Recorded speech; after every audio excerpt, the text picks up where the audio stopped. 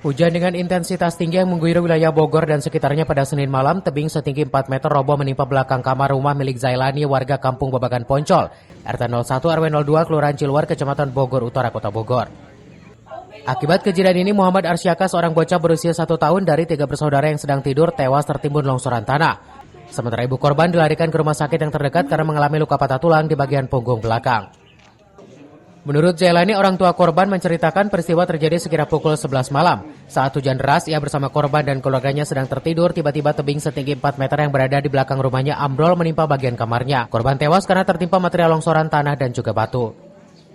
Jasad korban langsung dievakuasi oleh pihak keluarga dibantu warga setempat dengan menggunakan alat seadanya. Korban mengalami luka serius di bagian kepala dan juga tubuhnya.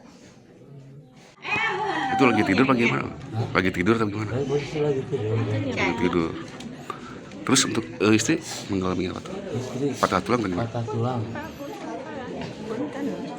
Jadi patah tulangnya di buletan ini nih, Pak. Dibawa ke rumah sakit atau gimana? Di RSUD. Rencana ini mau dimakamkan di mana? Kejadiannya itu yang di atas yang longsor itu atas nama Pambuhan, yang tertimpa rumahnya itu Bapak Jalan. Lagi keadaan tidur. Lagi keadaan tidur. Tertimbun longsor. Ya, tertimbun, jadi si ibunya tertimbun batu yang besar dan anaknya pasti awal sedang sama ibunya sedang dengan ibu. Dan keluarnya lah. Itu kejadiannya sudah 2 kali Pak. Oh, di situ 2 kali. 2 kali.